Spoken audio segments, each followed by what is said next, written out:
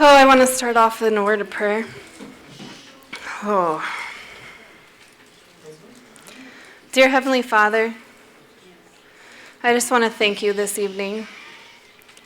I want to thank you for allowing me to come up here and share your word.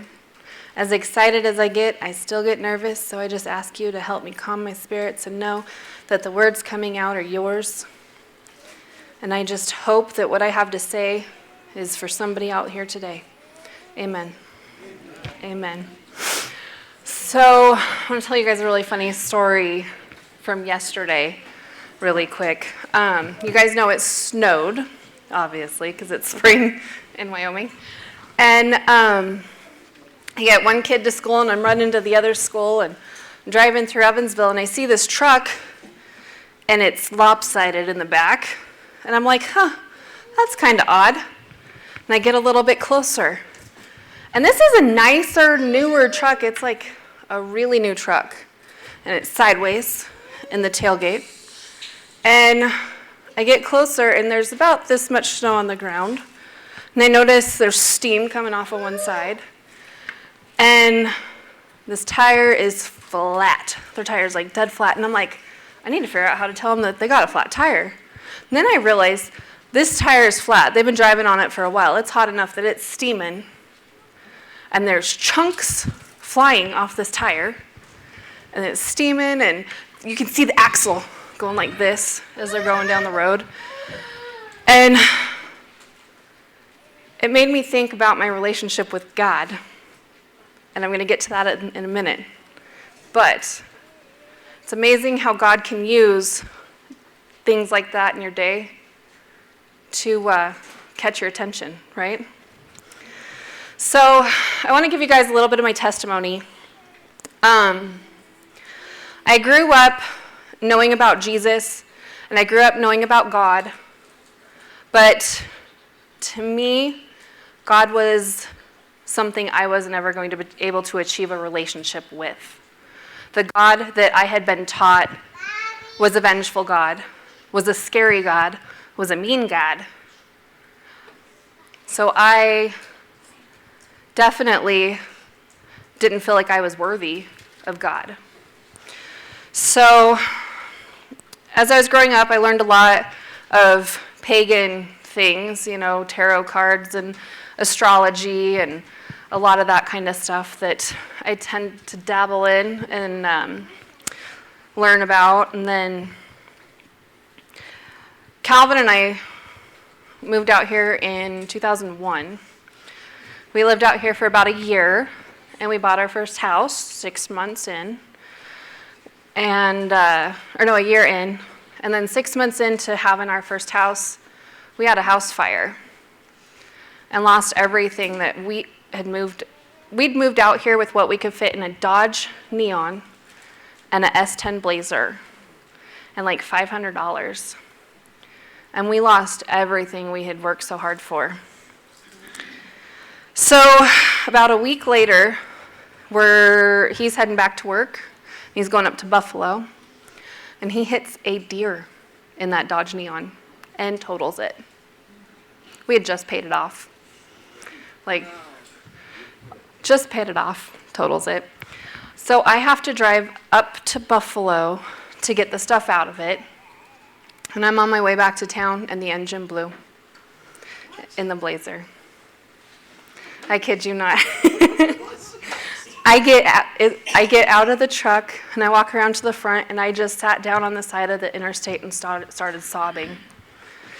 And for me, that was one of my very first rock bottoms, where God was like, hey, I'm trying to get your attention. And I'm sitting there crying, and I remember a police officer or a highway trooper pulls up and walks around the car, and he says, ma'am, is everything okay? And he goes, oh no, not everything's okay. And I don't think anything I said to him was at all audible at that point. But got back to town, got things situated, and as I started to recover from the trauma of everything, just everything stripped away that we'd worked for, I started to seek a relationship with God. And then on April 1st, April Fool's Day, I get a phone call from my aunt. And she says, I have a letter from your dad. Now, as many of you guys know, in hearing my dad's testimony, my dad really wasn't around when I was a kid. And here I am, 19, 20 years old, with my aunt calling and saying, hey, I have a letter from your dad on April Fool's Day. I'm like, that's not a very funny joke, Aunt Betty. And so she read me the letter, and her and I both cried. And she said, I'm going to send it to you. And I said, okay. It took me 2 weeks to decide whether or not I wanted to write Dad back. And in my brain, I really wasn't praying at that point, but I really was, trying to find the right answers to, do I leave that door closed or do I open it type of thing. But reached out to Dad, sent him a letter. Him and I started talking. And then I started trying to find a relationship with God, especially with his encouragement, because he'd found and accepted Christ at that point, and he'd had his heart transplant. So I remember a girl at work invited me to go to church with her, and the doctrine they taught at that church made me feel like I was going to hell anyway. So I left, and I was like, why bother? Left, went and smoked a bowl with some of my friends and partied and had a good time, because might as well have enjoyed the ride if I was going there. And that was kind of my mindset for a long time. And then Dad didn't let up and kept sending me stuff in the mail. I remember going through stuff now, and it's kind of interesting seeing things that he sent me that I really didn't even comprehend at that point, but he was constantly planting those seeds for me. And there was one day I was just, down, and I was channel surfing, and I caught a song on the radio that had a really good rhythm to it, because I'm listening to all the radio stations that have the getting drunk and dancing on the dance floor type music, and all the angry heavy metal, and I was like, I just need something different. And I'm scrolling, and it was Give Me Your Eyes by Brandon Heath. And I remember listening to that song and going in the house, because we didn't have smartphones really at that point, and I had to pay for my internet as I used it. Ran in the house and pulled that song up again, and I think I listened to it like 10 times on repeat. And it was shortly thereafter that I started listening to some more Christian music and trying to find something. I knew I was searching at that point. And then Dad got out and came to town, and I was just kind of stuck in that, searching but not finding what I was looking for just yet. And then started coming to church with Dad. And shortly thereafter, my mom ended up getting stage 4 lung cancer. She got diagnosed on March 17th and died July 16th. It was short, it was quick, and all that praying I did trying to convince God to let me keep her, I got mad at him, and I quit coming to church with Dad. And I remember one point, he was like, you can't stop talking to God, honey. And I was like, or he's like, you can't stop believing. And I was like, it's not that I don't believe. I'm just mad and I don't want to talk to him right now. And those words resonated, and I'm sure they weren't easy for him to say, but they resonated with me. And then a few months later, I found out I was pregnant with William. And I remember bringing William down here to church after I had him so Dad could show him off to his friends. And I was sitting at a table over here near the front door holding him, and Pastor was preaching about John 3:16. For God so loved the world that he gave his one and only son. I'm sitting there holding my brand new baby. And anybody that's a parent knows that crazy, intense, brand new mama love, brand new daddy love. it's out there. It's like intense. And I'm sitting there holding him going, I couldn't do it.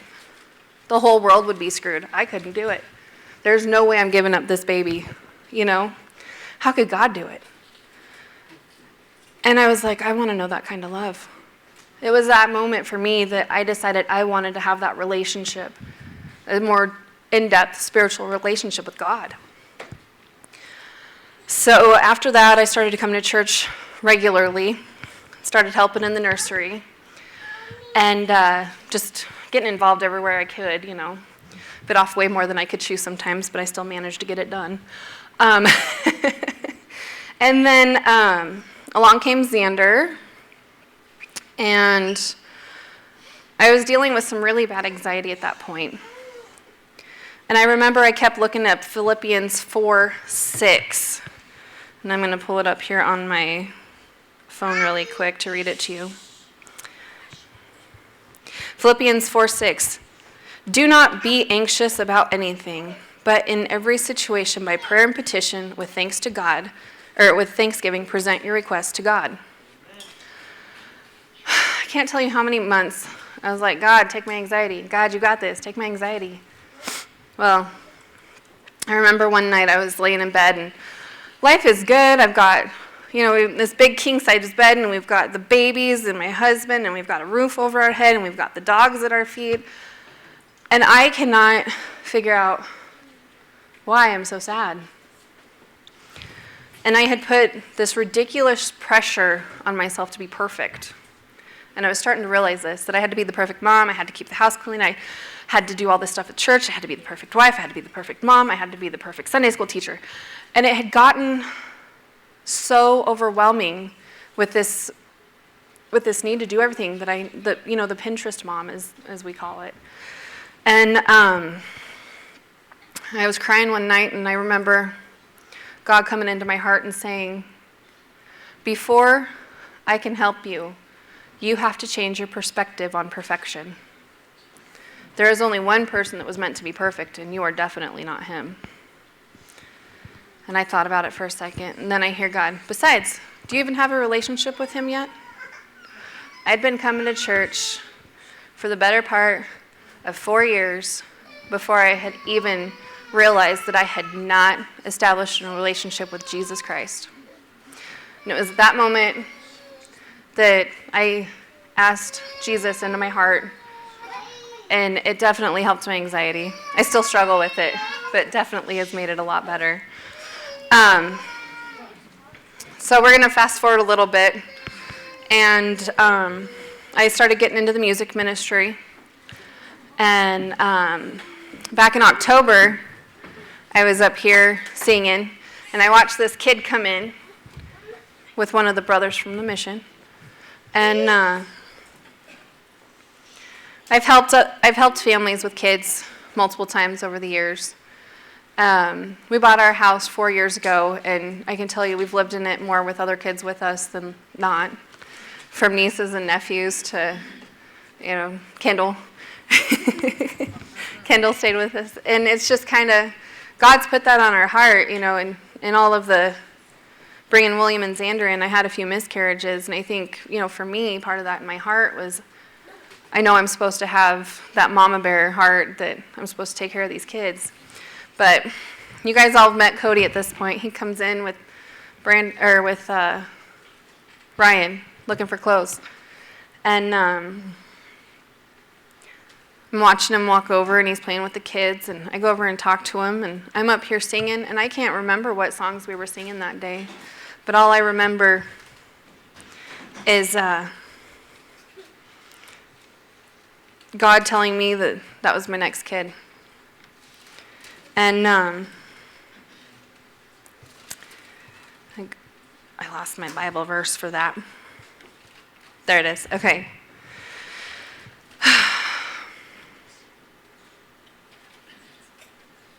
I did lose my Bible verse.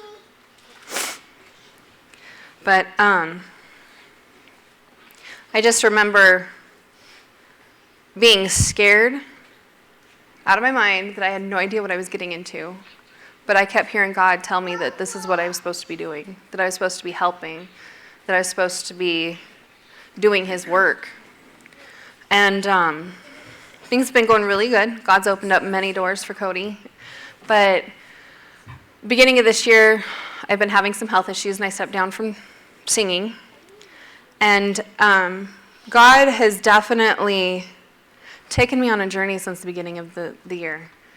And for me, this next chapter in my testimony is more about my relationship than it ever has been with God and Jesus. My spiritual relationship had kind of, like when you're in a marriage for a long time? Calvin and I have been married for 24 years.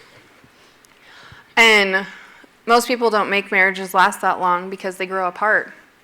And when you grow apart, it's because you're not communicating, you're not talking. And a lot of times, when you're a Christian for a long time, you tend to not put as much work into your relationship with Jesus or your relationship with God. And you're not spiritual relationship minded. You get more worried about the things that you're supposed to be doing every day, the cooking, the cleaning, and the ministry, and everything that you're supposed to be doing, but you forget who it's for, kind of. And I remember at the beginning of this year, I made a poster at one of the Bible studies I was at, and it was where you want to be, or where you're at right now, and where you need to be, in your spiritual walk. And I made it so that on this side it had a globe, and it said, I really need to get out of the world. I need to move my focus onto who I am in God's. I need to remember that I am a child of God, that I am here to do his work, that I love doing his work, but I also need to work on my relationship. And so I've stepped back a lot on things that I've been doing because I needed to work on the things that I needed to be working on, Everything falls apart if you don't take care of it. Just like that pickup truck I saw driving down the road today, or yesterday. They didn't stop to take care of the tire. And I'm not judging. I don't know if they couldn't afford to or they didn't know how to or anything. But they didn't stop to take care of it, so it's falling apart. So just like our relationship, our spiritual relationships, or our physical ones with the people that we love, if we're not taking the time to work on them and to build with them, they're going to fall apart. So I just want to close with, if anybody doesn't have that relationship with Jesus and needs to know that relationship with Jesus, there's people in this church that would be more than happy to sit down and talk to you and teach you more about the love of Jesus. He's the one that's died on the cross for us. Not just anybody, for us. That person that I thought I was that wasn't good enough, he died for me. That person that thought, who cared, I'm going to hell anyway, he died for me. And I can stand up here and say that I know I was wrong in that thinking.